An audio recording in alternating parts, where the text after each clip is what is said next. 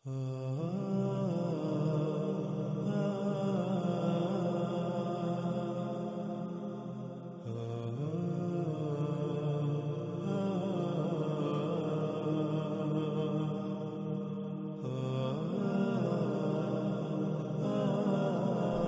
وقت ناظرین سکرین پر آپ کو دو روایات نظر آ رہی ہیں.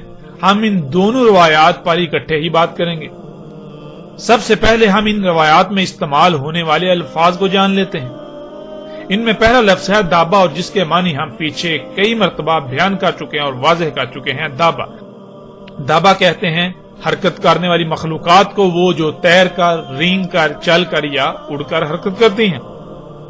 اگلا لفظ ہے ذات، جس کے معنی ہے بذات خود، اپنے آپ میں، جس سے بنایا یا جس سے وجود میں آیا. اگلا لفظ ہے مؤلفہ، جس کے معنی ہے مختلف اشیاء یا پرزہ جات وغیرہ کا مرکب، مختلف پرزہ جات یا مواد کا بنا ہوا اور لکھا ہوا. اگلا لفظ ہے زاغب، جس کے معنی روئی، اون اور اس طرح کا وہ تمام نرم مواد جس سے صوفے، بیڈ، بستر، کمبل وغیرہ بنائے جاتے ہیں. اور جیسے مختلف جانوروں کے جسم پر ایسے بال ہوتے ہیں جو اون کی طرح ہوتے ہیں، یا درختوں اور پودوں پر ایسا مواد اگتا ہے جو روئی کی طرح ہوتا ہے، یا پرندوں کے جو پنکھ ہوتے ہیں. اگلا لفظ ہے ناظرین ریش، جس کے معنی ہے کرسیاں، صوفے وغیرہ. جیسے انسان کے جسم پر لباس ہوتا ہے، اس طرح کسی بھی شے کا اس مواد سے ڈھکا ہونا، طے چڑھا ہوا ہونا، جس مواد سے بال یا پرندوں کے پنکھ وغیرہ وجود میں آتے ہیں. آج اس مواد کو پینٹ کا نام دیا جاتا ہے. جب اس پینٹ کو کسی بھی شے پر کیا جاتا ہے تو باریک سی پلاسٹک کی طرح کی تہ وجود میں آ جاتی ہے، جیسے آج گاڑیوں، جہازوں وغیرہ پر پینٹ کیا جاتا ہے.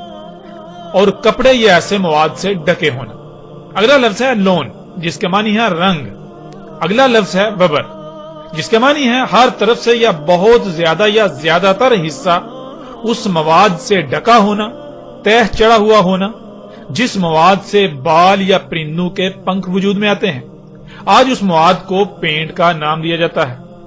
جب کسی شے پر پینٹ کیا جاتا ہے تو باریک سی پلاسٹک کی طرح کی تہ وجود میں آ جاتی ہے، جیسے آج گاڑیوں، جہازوں وغیرہ پر جو پینٹ کیا جاتا ہے.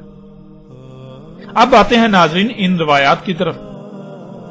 رسول اللہ علیہ السلام نے کہا دابا مختلف اشیاء، مختلف مواد اور مختلف پرزہ جات کا مرکب ہوگا.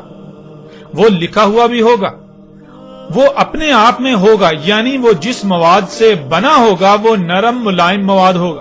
اس میں کرسیاں اور صوفے وغیرہ کی طرح سیٹیں ہوں گی، اور ان میں یعنی ان حرکت کرنے والی مخلوقات جو تیر کر، رینگ کر، چل کر اور اڑ کر حرکت کریں گی، تمام کے تمام رنگوں سے ہوں گی. یعنی دابا تمام کے تمام رنگوں سے ہوگا، ہر رنگ کا دابا ہوگا. یعنی قرب قیام الساعت ارض سے وجود میں آنے والا دابا ہر رنگ کا ہوگا. اس طرح ناظرین اگلی روایت میں دیکھیں. رسول اللہ علیہ السلام نے کہا دابا یعنی تیر کر، رینگ کر، چل کر اور اڑ کر حرکت کرنے والی مخلوقات جو قرب قیام الساعت وجود میں آئیں گی، وہ اپنی ذات میں یعنی وہ جس مواد سے وجود میں آئیں گی وہ وبر ہوگا اور ریش ہوگا. یعنی اس میں نرم ملائم مواد والی کرسیاں اور صوفے وغیرہ کی طرح کی سیٹیں ہوں گی. وہ اس مواد کی تہ چڑھا ہوا ہوگا جس مواد سے بال وجود میں آتے ہیں، یعنی ہر طرف سے پینٹ کیا ہوا ہوگا، پینٹ کی تہ چڑھا ہوا ہوگا. دابا مختلف مواد، مختلف اشیاء اور کئی مختلف پرزہ جات کا مرکب ہوگا. اس میں ہر رنگ سے ہوگا، یعنی قرب قیام الساعت نکلنے والا دابا ہر رنگ کا ہوگا. ناظرین یہ روایات ایسی ہیں جو چونکا کے رکھ دینے والی ہیں. ناظرین آپ غور کریں، یہ مخلوقات یعنی یہ جو انسان نے آج اپنے ہی ہاتھوں سے دابا خلق کیا، اللہ کے دابا کے مقابلے پر، جنہیں آج آپ گاڑیاں، جہاز، ہیلی کاپٹر، شپ یہ نام دیتے ہیں، یہ دیکھیں یہ کس سے وجود میں آیا. یہ سب مخلوقات، یہ دابۃ الارض جو ہے، یہ کس سے وجود میں آیا؟ کیا یہ اسی مواد سے وجود میں نہیں آیا جس کا ذکر محمد رسول اللہ علیہ السلام نے کیا؟ کیا اس کے اندر بالکل فرنیچر موجود نہیں ہے؟ اس کے اندر صوفے کی طرح کی کرسیاں اور سیٹیں موجود نہیں ہیں، نرم ملائم؟ کیا اس کے اوپر پینٹ کی تہ نہیں چڑھی ہوئی، یعنی اس مواد کی تہ نہیں چڑھی ہوئی ہوتی جس مواد سے آپ کے جسم پر بال وجود میں آتے ہیں؟ ذرا غور کریں، آپ کے جسم پر جو بال ہیں وہ کیا ہیں، وہ کس مواد سے وجود میں آئے؟ آپ کے جسم پر موجود بال تو بنیادی طور پر فلیکسیبل پلاسٹک ہے جسے آپ نائلون کہتے ہیں، اور پینٹ کیا ہوتا ہے؟ پینٹ بھی تو پلاسٹک ہے۔ ناظرین غور کریں، اور حیران کن طور پر جس مواد سے آپ کے جسم کے اوپر بال وجود میں آتے ہیں بالکل وہی میٹیریل، وہی مواد خام تیل سے جب نکالا جاتا ہے تو اسے آپ پینٹ کا نام دیتے ہیں، اسے آپ پلاسٹک کا نام دیتے ہیں۔ تو ناظرین غور کریں، اس کے علاوہ دیکھیں رسول اللہ علیہ السلام نے کہا کہ دابا بنا ہوا ہوگا کس سے؟ دابا بہت سارے پرزا جات کا مرکب ہوگا، مختلف مواد ہوں گے، ان کا مختلف اشیاء کا مرکب ہوگا۔ اور ناظرین غور کریں، کیا ایسا ہی نہیں؟ حیران کن طور پر یہ ایجادات، یہ مخلوقات، یہ جو دابۃ الارض ہے، یہ گاڑیاں، یہ جہاز، یہ ان کو دیکھیں، یہ کیا واقعتاً پرزا جات کا مرکب نہیں ہے؟ ناظرین حیران کن طور پر یہ دابا مختلف پرزا جات کا مرکب ہے۔ ناظرین غور کریں، کیا محمد رسول اللہ علیہ السلام نے دابۃ الارض کی وضاحت میں کوئی کسر چھوڑی؟ ایسے ایسے الفاظ استعمال کیے کہ جو دہلا کے رکھ دینے والے ہیں۔ اور پھر ناظرین اس سے بڑی بات یہ کہ رسول اللہ علیہ السلام نے کہا کہ دابے میں ہر رنگ ہوگا، ہر رنگ کا دابا ہوگا، ہر رنگ کا، جتنے بھی رنگ ہیں ہر رنگ کا دابا ہوگا۔ اور ناظرین غور کریں، کیا یہ گاڑیاں ہر رنگ میں نہیں پائی جاتی؟ کالا، سرخ، سفید، نیلا، بلیو، یعنی ہر رنگ میں یہ گاڑیاں نہیں پائی جاتی؟ ہر رنگ میں دابا آج اپنی آنکھوں سے آپ دیکھ رہے ہیں۔ میں قربان جاؤں اپنے خلیل و مولا محمد رسول اللہ علیہ السلام پر، آج ان کے الفاظ کے عین مطابق جو کچھ انہوں نے اس وقت اپنی آنکھوں سے دیکھ کر کہا تھا، آج وہ سب کچھ ہمارے سامنے موجود ہے، آج وہ سب کچھ آپ کے سامنے موجود ہے، آج آپ اسی وقت میں موجود ہیں، آج وہ دابا آپ کے درمیان موجود ہے، آج آپ کتنے نازک اور خطرناک وقت میں ہیں شاید ہی کسی کو اس کا ادراک ہو۔ عظیم تباہی آپ کے سروں پر منڈلا رہی ہے، لیکن اس کے باوجود لوگ ہیں کہ وہ اندھے کے اندھے ہیں، وہ اندھوں کی طرح چوپایوں سے بھی کم تر بنے ہوئے ہیں۔ جس کو اللہ سبحانہ وتعالی نے فساد کی آخری حد کہا، اسے آج موجودہ لوگ یا موجودہ انسان خوشحالی اور ترقی کا نام دیتے ہیں۔ جس دابا کا نکلنا انسان کے لیے خسارہ ہی خسارہ تھا، آج وہ نکل چکا، لیکن کسی کو کوئی فکر ہی نہیں۔ ناظرین مجھے نہیں لگتا کہ اس سے بھی واضح الفاظ کوئی اور ہو سکتے تھے اس دابۃ الارض کی وضاحت کے لیے، جو آج سے 14 صدیاں قبل محمد رسول اللہ علیہ السلام نے استعمال کیے۔ اس کے باوجود اگر کوئی ایمان نہ لایا اور عمل صالح نہ کیے تو اس پر اتمام حجت کے علاوہ کوئی دوسرا رستہ نہیں بچے گا، اور روز محشر اس کے لیے کوئی عذر نہیں ہوگا۔ آپ سکرین پر نظر آنے والی تصاویر میں دیکھ سکتے ہیں کہ جو محمد علیہ السلام نے کہا بالکل عین اسی طرح یہ دابا ہے، یہ اسی مواد سے وجود میں آیا۔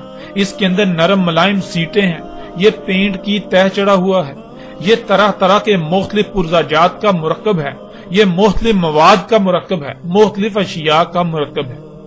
حیران کن طور پر محمد علیہ السلام نے جو کہا بالکل ایک ایک لفظ آج سچا ثابت ہو چکا۔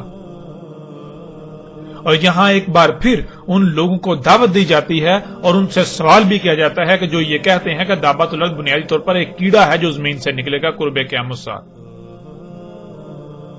تو ان سے سوال ہے کہ کیا وہ کیڑا ہر رنگ میں پایا جائے گا؟ یعنی کہ وہ کیڑا تو دابا کیا ہے؟ دابا تو پوری ایک، جیسے وہ انگلش اسپیشیز کہتے ہیں، یعنی پوری ایک جنس ہے، اور دابا تو ایک پوری جنس ہے۔ جیسے آپ کہتے ہیں گائے ایک جنس ہے، آپ کہتے ہیں انسان، یہ بشر ایک جنس ہے، یعنی بشر کیا ہے؟ بشر تو ایک بہت بڑی تعداد میں مرد اور عورتیں ہیں۔ اس طرح آپ کہتے ہیں اگر بکری کہیں تو بکری کیا ہے؟ وہ ایک جنس ہے، یعنی بکریاں بکرے بہت بڑی تعداد میں۔ اس طرح دابا ایک جنس ہے، اس میں بہت بڑی تعداد میں ایسے اس طرح کی مخلوقات ہوں گی حرکت کرنے والی۔ تو ناظرین کیا جو ان کے عقائد و نظریات ہیں کیا وہ پورے اترتے ہیں؟ پھر کیا جس کو یہ دابا بنا کر بیٹھے ہوئے ہیں اور جس کو مرزا غلام احمد قادیانی نے دابا کہا، کیا وہ مختلف پرزاجات کا مرکب تھا؟ کیا وہ مختلف پرزاجات کا مرکب ہے؟ کیا وہ پینٹ کی تہ چڑھا ہوا ہے؟ کیا وہ اس کے اندر نرم ملائم صوفے اور کرسیاں اس طرح کی سیٹیں ہیں؟ ناظرین غور تو کریں، مرزا غلام احمد قادیانی کا جھوٹا ہونے میں تو ایک رائی برابر بھی شک نہیں رہتا، اور ان لوگوں کے جھوٹا ہونے میں کوئی رائی برابر شک نہیں رہتا جو آج بھی بازد ہیں کہ دعوت الارض یہ سواریاں نہیں ہیں، بلکہ وہ کوئی کیڑا ہے یا وہ کوئی جانور نکلے گا۔ تو ان لوگوں کو غور کرنا چاہیے کہ وہ کس خطرناک اور نازک وقت میں موجود ہیں اور وہ کیا کر رہے ہیں۔ حق ہر لحاظ سے ان کے سامنے ہے۔ اس طرح ناظرین اگلی روایت میں دیکھیں، اس میں رسول اللہ صلی اللہ علیہ وآلہ وسلم نے کیا کہا؟ محمد رسول اللہ علیہ السلام نے کہا، دابات الارض یعنی ارض سے وجود میں آنے والا دابا اپنی ذات میں وبر ہوگا، یعنی وہ پینٹ کی تہ چڑھا ہوا ہوگا، اور اس کا راس یعنی اس کا بلند ترین مقام آسمان ہوگا۔ ناظرین آج جتنی بھی ایسی مخلوقات ہیں جو حرکت کرتی ہیں، تیر کر، رینگ کر، چل کر اور اڑ کر، مگر وہ پانی سے نہیں ارض سے وجود میں آئیں، تو غور کریں کیا ان کے اوپر پینٹ کی تہ چڑھی ہوئی ہے؟ اور غور کریں ان میں سے جو بلند یعنی کہ دابت الارض کا جو بلند ترین مقام ہے، کیا وہ آسمان نہیں ہے؟ ان میں سے جو ہوا میں اڑتی ہیں مخلوقات جنہیں آپ جہاز کہتے ہیں، ہیلی کاپٹر کہتے ہیں، کیا اس کا بلند ترین مقام آسمان نہیں، فضا بلندی نہیں؟ ناظرین حقیقت ہر لحاظ سے آپ کے سامنے ہے۔ آج آپ اپنی آنکھوں سے دیکھتے ہیں کہ اس دابا میں سے کچھ تو زمین پر چلتے ہیں، رینگتے ہیں، اور کچھ جو ہے وہ سمندروں میں تیرتے ہیں، اور کچھ جو کہ اس کا بلند ترین مقام ہے وہ آسمان میں ہے، یعنی خلا میں زمین سے بلند تھا۔ اس طرح ناظرین اگلی روایت دیکھیں، رسول اللہ علیہ السلام نے کہا، دابا کا بلند ترین مقام پہنچے گا بادلوں کو۔ ناظرین اس روایت سے بھی کوئی شک رہ جاتا ہے دابا کو پہچاننے میں؟ دابت الارض جو ارض سے وجود میں آئے گا قرب قیام الساعہ، ان مخلوقات کا جو بلند ترین مقام ہوگا، ان میں سے یعنی جو بلند مقام ہوگا ان کا، وہ کون سا ہوگا؟ وہ بادلوں کو پہنچے گا۔ تو ناظرین غور کریں، کیا یہ جہاز، یہ ہیلی کاپٹر کیا بادلوں کو نہیں پہنچتے؟ حقیقت ہر لحاظ سے آپ کے سامنے ہے۔ اس طرح ناظرین اگلی روایت، رسول اللہ علیہ السلام نے کہا، دابا انہیں زخمی کرے گا، ٹکریں مار کر چوٹیں لگائے گا، انہیں گہرے زخم لگائے گا، انہیں جسمانی نقصان پہنچائے گا۔ ناظرین اب سوال یہ پیدا ہوتا ہے کہ آج کیا آپ اپنی آنکھوں سے یہ سب ہوتا ہوا نہیں دیکھ رہے؟ روزانہ سینکڑوں نہیں بلکہ ہزاروں کی تعداد میں دنیا بھر میں لوگ گاڑیوں وغیرہ کے حادثات میں شدید زخمی ہوتے ہیں، اور ان میں سے کچھ تو بچ جاتے ہیں اور کچھ موت کا شکار ہوتے ہیں۔ ناظرین غور کریں، کیا یہ دابا لوگوں کو ٹکریں نہیں مار رہا؟ ناظرین غور تو کریں، یہ گاڑیاں ٹکریں نہیں مار رہی، ایکسیڈنٹس، حادثات نہیں ہو رہے ان سے، یہ دابا لوگوں کو چوٹیں نہیں لگا رہا، انہیں زخمی نہیں کر رہا ٹکریں مار کے۔ ناظرین حقیقت آپ کے سامنے ہے۔ ناظرین اس قدر وضاحت کے باوجود بھی دابا کے بارے میں کوئی شک رہ جاتا ہے؟ ذرا غور تو کریں، ایک طرف اللہ سبحانہ و تعالیٰ ایک انسان کا قتل پوری انسانیت کے قتل کے برابر قرار دیتے ہیں، تو وہیں دوسری طرف انسان کا خلق کردہ دابا یعنی یہ تیر کر، رینگ کر، چل کر اور اڑ کر حرکت کرنے والی مخلوقات سالانہ لاکھوں انسانوں کے قتل کا سبب بنتی ہیں۔ یہ دابا لاکھوں کو یتیم کرتا ہے، لاکھوں کو بیوہ کرتا ہے، لاکھوں ماؤں کی گودیں اجاڑ دیتا ہے، اور نہ جانے کتنی ہی تعداد میں لوگوں کو زخمی کر رہا ہے، اپاہج و مفلوج کر دیتا ہے۔ لیکن اس کے باوجود ہر کوئی انسان اسے اپنے لیے مسیحا یعنی فائدہ مند اور سہولت ہی تصور کرتا ہے، سہولت ہی سمجھ رہا ہے، فائدہ مند سمجھ رہا ہے، اور اس لیے کیونکہ وہ صرف اس کا ایک ہی رخ دیکھتا ہے۔ یہی تو ناظرین دجل ہے، یہی تو دجال ہے۔ جو دنیا اور آخرت تباہ کر رہا ہے، لیکن اس کے باوجود وہ لوگوں کو مسیحا نظر آ رہا ہے۔ ناظرین ذرا تصور کریں، آپ کا بیٹا، بیٹی، ماں، بہن یا بھائی وغیرہ اس دابا کی ٹکر سے موت کا شکار ہو جائے تو آپ کو کیسا لگے گا؟ کیا آپ کو تب بھی یہ دابا مسیحا ہی نظر آئے گا؟ نہیں، بالکل نہیں۔ یہی فرق ہے ناظرین۔ آج پوری دنیا میں خوراک ہے ہی خبیث جسے کھا کر انسان خود غرض ہو چکے ہیں۔ کوئی بھی ایسا نہیں کہ جو خود کو دوسرے کی جگہ پر رکھ کر اس کا دکھ درد محسوس کرے۔ جب اپنے سر پر پڑتی ہے تب ہی کچھ نظر آتا ہے، ورنہ آج تقریباً سب کے سب ہی اندھے اور بہرے ہو چکے ہیں، سب کے دل مردہ ہو چکے ہیں، سب کے دل اندھے ہو چکے ہیں۔ اس کے علاوہ اگر صرف اس بات پر غور کر لیا جائے کہ اس دابا کی صرف تخلیق سے ہی کائنات میں کتنی مخلوقات کے حقوق پامال ہوتے ہیں، کتنی بڑی سطح پر فساد ہوتا ہے، کتنی مخلوقات کا قتل ہوتا ہے، تو انسان کے رونگٹے کھڑے ہو جائیں۔ لیکن اس کا ادراک یوم القیامت کو ہی ہوگا۔ آج بے شک آپ اپنی آنکھیں بند رکھیں، عنقریب بہت جلد آپ حقیقت خود تسلیم کریں گے، لیکن تب آپ کو تسلیم کرنا کوئی فائدہ نہیں دے گا۔ اس طرح ناظرین بڑھتے ہیں اگلی روایت کی طرف۔ رسول اللہ علیہ السلام نے کہا اس میں کچھ شک نہیں، دابا ہوگا، اس میں ہر رنگ کا دابا ہوگا۔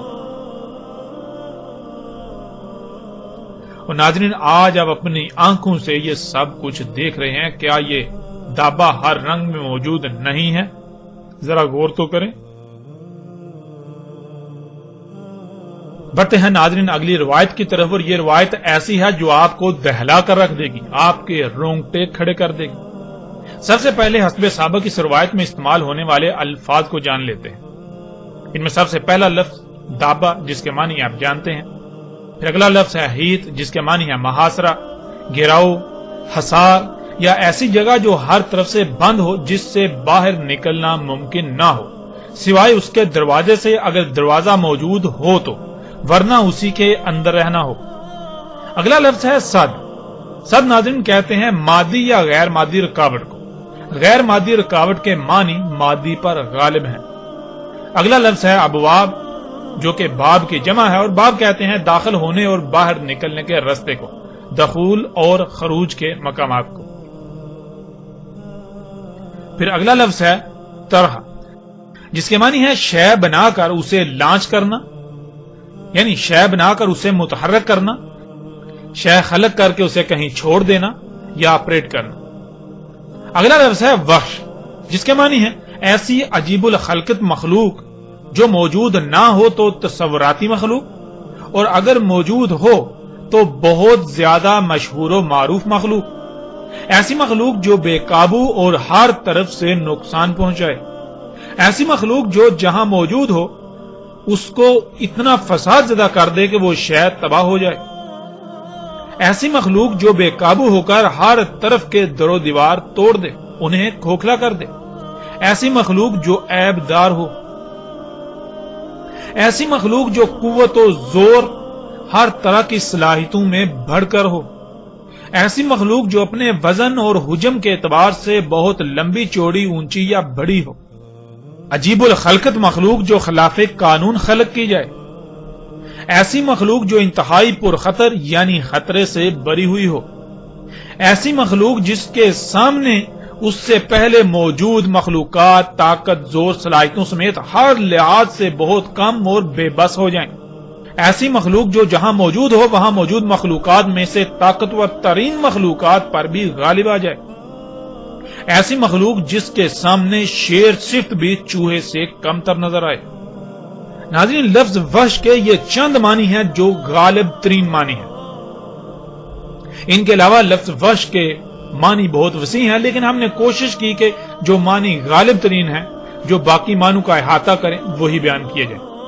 اگلا لفظ آ جاتا ہے اسد جس کے معنی ہے جس کا باقی سب پر روب اور دبدبا ہو، جسے باقیوں پر قدرت و اختیار دیا جائے، جو اس کے قانون کی خلاف ورزی کرے اسے دبوچ لے۔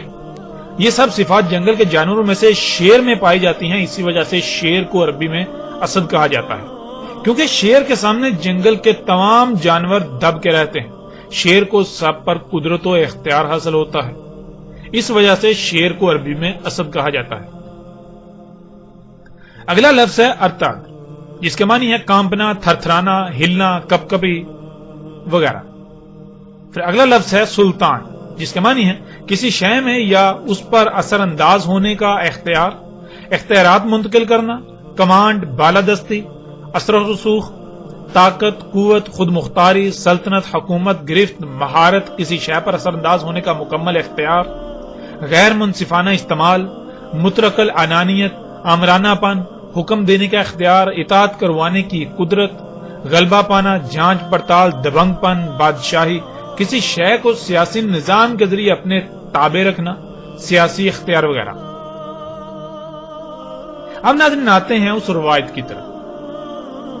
رسول اللہ علیہ السلام نے کہا، میری امت کی مثال اور دابا کے نکلنے کے وقت کی مثال اس وقت کسی ہے کہ ایک ایسی تعمیر کی جائے اور بلند کی جائے کہ وہ محاصرہ، گراؤ یا حصار وغیرہ بن جائے، اور اس کے تمام داخلی و خارجی مقامات پر رکاوٹیں کر دی جائیں، یعنی وہ بند کر دی جائیں، اور خلق کر کے تمام وحش اس میں متحرک کر دیے جائیں، یعنی چھوڑ دیے جائیں.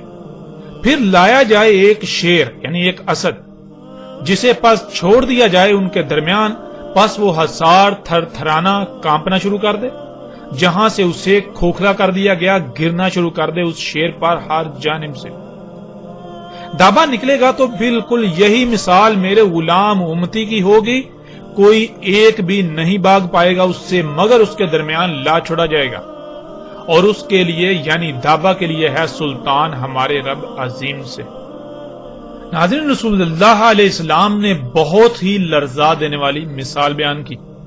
اس مثال کو سامنے رکھتے ہوئے اگر آج آپ اپنے ارد گرد غور و فکر کریں تو آپ کو رسول اللہ علیہ السلام کی اس مثال میں چھپے وقت کی نشاندہی بخوبی ہو جاتی ہے کہ آج آپ اسی وقت میں موجود ہیں.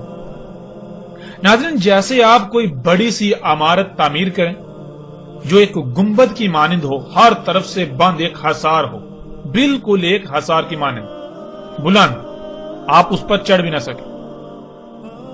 پھر ایسا کریں، اس میں کچھ ایسے وحشیوں کو چھوڑ دیں جو بے قابو ہوں اور ہر طرف ٹکریں مارنا شروع کر دیں، ہر طرف تباہی پھیلا دیں.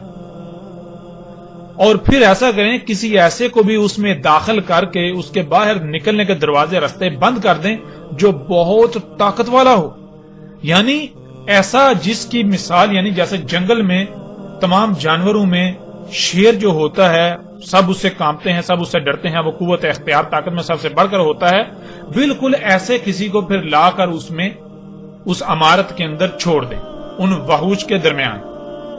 تو ناظرین غور کریں اس کی حالت کیا ہوگی. اس حصار میں وہ ان وحشیوں کے سامنے بے بس نظر آئے گا اور وحشی ٹکریں مار مار کر اس عمارت کو کھوکھلا کر دیں گے، اور وہ عمارت لرز اٹھے گی، کانپنا شروع کر دے گی. تو کھوکھلے پن کی وجہ سے وہ عمارت ہر طرف سے گرنا شروع کر دے گی اس شیر پر، اس طاقتور پر، جو کہ ایک چوہے کی طرح اس کی حیثیت و اہمیت ہوگی.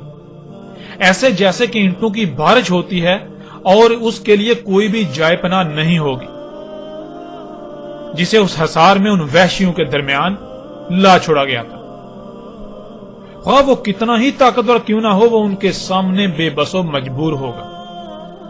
سبحان اللہ، اللہ اکبر. محمد رسول اللہ علیہ السلام نے کتنی ہی زبردست مثال دی، اس سے بڑھ کر ایسا مثال کوئی اور ہو ہی نہیں سکتی جو اللہ کے نبی نے اس وقت بیان کر دی، جس وقت ایسے حالات و واقعات کو بیان کرنے کے لیے الفاظ ہی موجود نہ تھے. لیکن جس احسن انداز سے رسول اللہ علیہ السلام نے یہ مثال بیان کی، اس سے بالکل ایسے لگتا ہے جیسے کہ وہ اس دور میں موجود ہوں اور ان سارے حالات کو اپنی آنکھوں سے دیکھ کر اس کے بعد الفاظ کا انتخاب کر کے مثال بیان کی جائے یا مثال بیان کی ہو.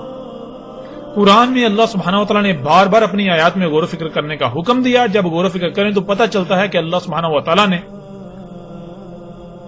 بالکل واضح قرآن میں بتا دیا کہ اللہ سبحانہ وتعالی نے زمین پر سب کا کیسے محاصرہ کیا ہوا ہے، کیسے گھیراؤ کیا ہوا ہے، یعنی حصار قائم کیا ہوا ہے۔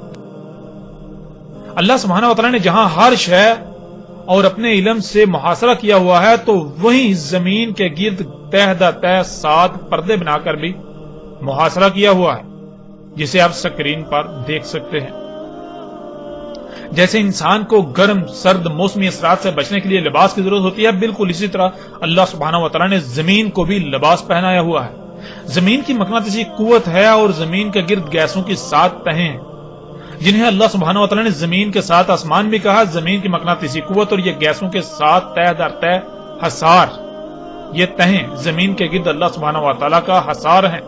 اسی حصار کے اندر انسان زندہ رہ سکتا ہے۔ اس حصار کے اندر اللہ سبحانہ و تعالیٰ نے انسان کو خلق کیا، اس سے پہلے اس کے داخلی و خارجی رستے بند کر دیے۔ یعنی ناظرین، اس مثال میں جس عمارت کا محمد رسول اللہ علیہ السلام نے ذکر کیا، وہ عمارت یہی ہے، اللہ کی یہ عمارت، یہ جو اللہ نے تعمیر کی، یہ زمین اور اس کے گرد گیسوں کے جو حصار قائم کر دیا، گیسوں کا، زمین کے گرد گیسوں پر مشتمل یہ 7 تہیں ہر لحاظ سے اللہ سبحانہ و تعالیٰ کا زمین کے گرد حصار ہے۔ یہی گیسوں کی تہیں سورج کی نقصان دہ شعاؤں کو زمین پر آنے سے روکتی ہیں۔ اگر وہ براہ راست زمین پر آ جائیں تو زمین پر زندگی کا تصور ختم ہو جاتا ہے۔ سورج سے اٹھنے والے آگ کے طوفان انہی تہوں کی وجہ سے زمین پر نہیں آ پاتے، ورنہ ایک لمحے سے بھی کم وقت میں زمین پر سب کچھ جل کر راکھ ہو جائے۔ یہی حصار زمین پر بخارات کی شکل میں اوپر اٹھنے والے پانی کو باہر خلا میں جانے سے روکتا ہے، اور پھر وہ پانی واپس زمین پر بارش کی صورت میں اترتا ہے۔ یہی گیسوں کی تہیں یعنی یہی حصار لا تعداد پتھروں و شہابیوں کو زمین پر آنے سے روکتا ہے، ورنہ زمین پر ہر شے تباہ ہو جائے۔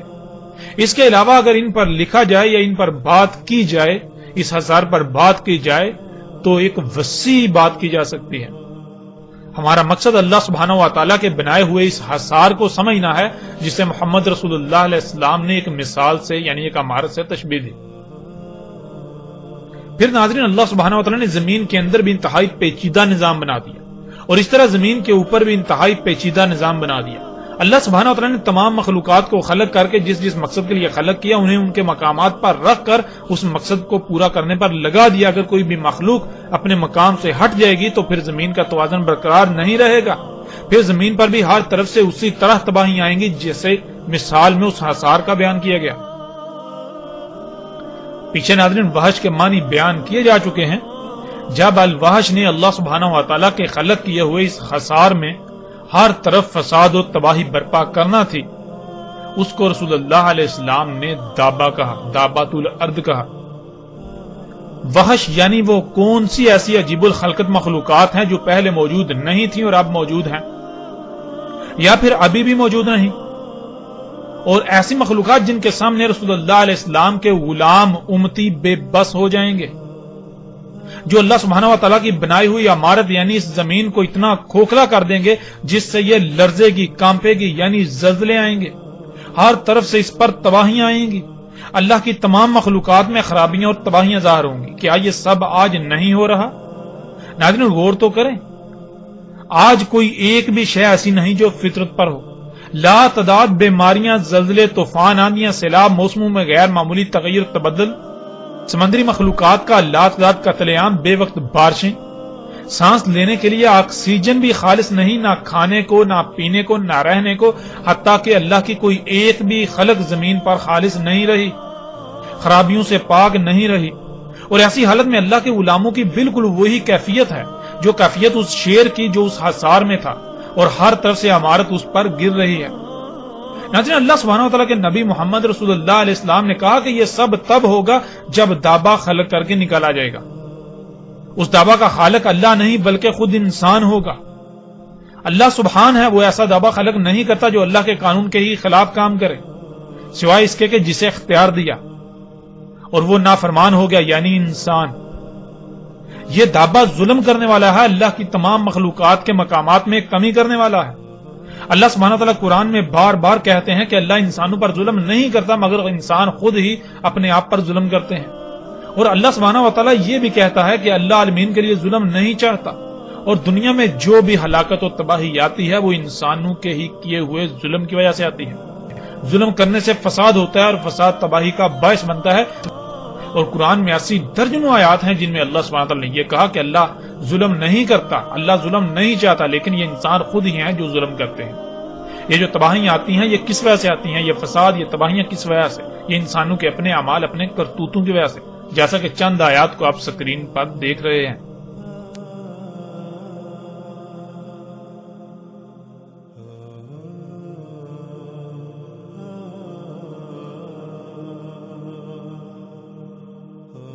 اب ناظرین غور کریں، الوحش یعنی عجیب الخلقت مخلوقات جو محمد رسول اللہ علیہ السلام کے دور میں اور آج سے کچھ ہی عرصہ پہلے کوئی وجود نہیں رکھتی تھی، جو کہ آج موجود ہیں اور ہر طرف موجود ہیں، جو بہت مشہور و معروف ہیں، اتنی واضح ہیں جیسے دن کے وقت سورج جسے دیکھنے سے آنکھیں چلے آ جائیں. یعنی سورج اتنا واضح ہوتا ہے لیکن وہ دیکھنا بہت مشکل ہو جاتا ہے. آج بالکل اسی طرح وہ الوحش دندناتے پھر رہے ہیں لیکن کسی کو بھی نظر نہیں آ رہے، اور اللہ کی زمین پر ہر شے میں تباہی مچا رہے ہیں، ہر شے کو کھوکھلا کریں، زمین کو کھوکھلا کریں، اللہ کی عمارت کو عیبدار کر رہے ہیں، کھوکھلا کر رہے ہیں. اور مومن اللہ کے غلام اس شیر کی طرح بے بس ہیں، بالکل بے بس. اور ناظرین سکرین پر نظر آنے والی تصاویر میں آپ دیکھ سکتے ہیں کہ اللہ کا دابا، اللہ کا غلام، اور اس کے مقابلے پر انسان کا دابا الوحش جو تباہی مچا رہا ہے، زمین کو کھوکھلا کر رہا ہے، جس سے پہاڑوں کو کاٹا جا رہا ہے، زمین کی مائننگ کی جا رہی ہے، پہاڑوں کی مائننگ کی جا رہی ہے، اسے کھوکھلا کیا جا رہا ہے، جس سے پھر زمین کا توازن بگڑ گیا، اس کی وجہ سے پھر زلزلے آ رہے ہیں، طرح طرح کی تباہیاں، طوفان، سونامی آ رہے ہیں، طرح طرح کی بیماریاں، اور کیا کچھ نہیں ہو رہا.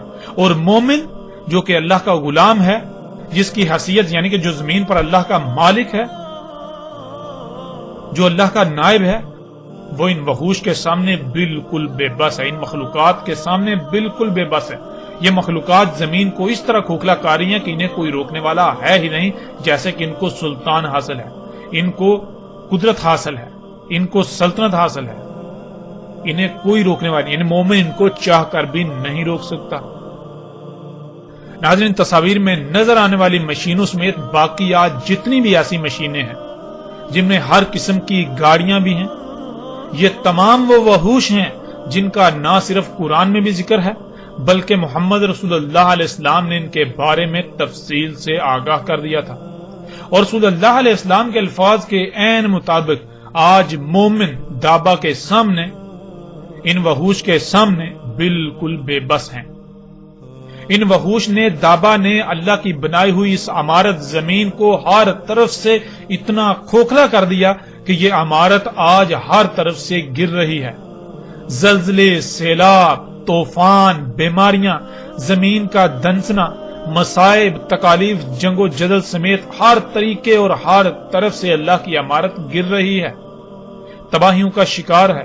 اور مومن اس شیر کی طرح بے بس ہیں جو ان وحوش کے درمیان لا کر چھوڑ دیا گیا اور عمارت کا دروازہ بند کر دیا گیا. اگر کوئی مومن ہو تو اسے اس کا بخوبی ادراک ہے. یہ تھا ناظرین زمین سے نکلنے والا دابا. یہ اس وقت نکلنا تھا جب قول واقع ہونا تھا، اور پیچھے ہم گزشتہ ایک ساعت میں ہر لحاظ سے کھول کھول کر واضح کر چکے کہ قول تو کب کا واقع ہو چکا. اللہ سبحانہ و تعالیٰ نے اپنا سارے کا سارا دابا پانی سے خلق کیا، لیکن اس دابا نے قرب قیام الساعت جس نے وجود میں آنا تھا، اس نے ارض سے یعنی زمین سے، زمین کے عناصر سے وجود میں آنا تھا. اور ناظرین اللہ کا دابا تو پہلے ہی موجود تھا، بعد میں وجود میں آنے والا دابا دابۃ الارض تھا جس نے بعد میں وجود میں آنا تھا. تو غور کریں کون سا دابا پہلے موجود تھا اور کون سا بعد میں وجود میں آیا. ہر لحاظ سے حق آپ کے سامنے ہے. اللہ سبحانہ تعالیٰ نے قرآن میں دابا کا نکلنا ساتھ کی آخری شرط دخان سے پہلے بتایا، اور محمد رسول اللہ علیہ السلام نے بھی کہا کہ جب دابا نکل آئے گا تب وقت ختم ہو جائے گا. آج جب دابا نکل چکا، جو کچھ اس نے کرنا تھا وہ کر چکا، تو سوال یہ پیدا ہوتا ہے کہ جن لوگوں کو ابھی بھی دجال نظر نہیں آیا، تو کیا دجال دابا نکلنے کے بعد نکلنا تھا؟ ناظرین غور تو کریں، دجال تو دابا کے خروج سے پہلے نکلنا تھا. دابۃ الارض تو بذات خود دجال میں سے ہے، یہ دجال کا دابا ہونا تھا. تو غور کریں آج نہ صرف دابا نکل چکا بلکہ پوری دنیا میں دندناتا پھر رہا ہے. یہ وحش، یہ دابا جو الوحوش ہیں، یہ پوری زمین کو، اللہ کی سمارت کو ہر طرف سے کھوکھلا کر چکے ہیں۔ یہ سب کچھ ہو چکا تو کیا آج بھی آپ دجال کے انتظار میں ہیں؟ کس دجال کے انتظار میں ہیں؟ ناظرین غور تو کریں، آنکھیں کھولیں اس سے پہلے کہ دیر ہو جائے، اپنی آنکھیں کھولیں، غور کریں اس سے پہلے کہ وہ وقت آ جائے جب آپ کے پاس سوائے پچھتاوے کے کچھ نہ رہے۔ اور ان قریب جب وہ وقت آئے گا جو کہ بالکل سر پر ہے، تب آپ کی آنکھیں پھٹی کی پھٹی رہ جائیں گی۔ لہذا اس وقت ہے، غور کریں، اپنی آنکھیں کھولیں۔ یہاں پھر ان تمام لوگوں کو چیلنج ہے جو دعوت الارض کے بارے میں طرح طرح کے عقائد و نظریات بنا کر بیٹھے ہوئے ہیں۔ اگر وہ اپنے دعووں میں سچے ہیں، اپنے عقائد و نظریات میں سچے ہیں، تو اس حق کو غلط ثابت کر کے دکھائیں۔ اور قادیانیوں کو بھی کھلم کھلا چیلنج ہے کہ مرزا غلام احمد قادیانی اگر سچا تھا تو پھر اس کا دعویٰ جھوٹا نہیں ہو سکتا تھا، اور اگر اس کا دعویٰ جھوٹا ہو جاتا ہے، جو کہ آپ نے دیکھا مرزا غلام احمد قادیانی کا دعوت الارض کے بارے میں دعویٰ بالکل ہر لحاظ سے اس طرح جھوٹا، باطل، بے بنیاد ثابت ہو چکا کہ دنیا کی کوئی طاقت اس کا انکار نہیں کر سکتی۔ تو جب اس کا دعویٰ غلط ثابت ہو چکا تو پھر مرزا غلام احمد قادیانی مہدی تھا یا پھر دل پر تھا، گمراہ تھا؟ مرزا غلام احمد قادیانی رسول تھا یا پھر کذاب تھا؟ مرزا غلام احمد قادیانی کذاب تھا۔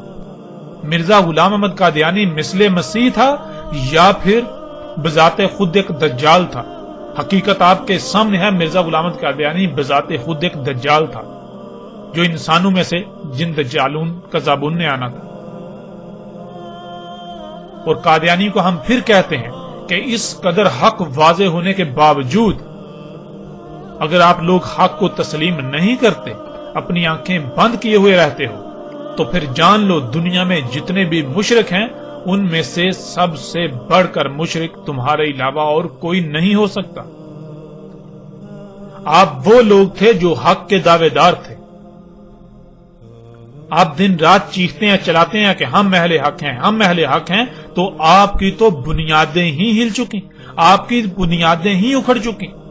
آپ کی بنیاد ہم نے الحمدللہ ہر لحاظ سے اکھاڑ کر رکھ دی، اور جیسے جیسے آگے بڑھیں گے تو مزید ہر لحاظ سے نہ صرف حق واضح ہوگا بلکہ آپ کی حقیقت بھی، اور باقی آپ ہی کی طرح کے جتنے بھی فرقے، گروہ جتنے بھی ہیں، ان سب کی حقیقت بھی پوری دنیا پر، سب پر، ان پر بھی ہر لحاظ سے کھل کر واضح ہو جائے گی۔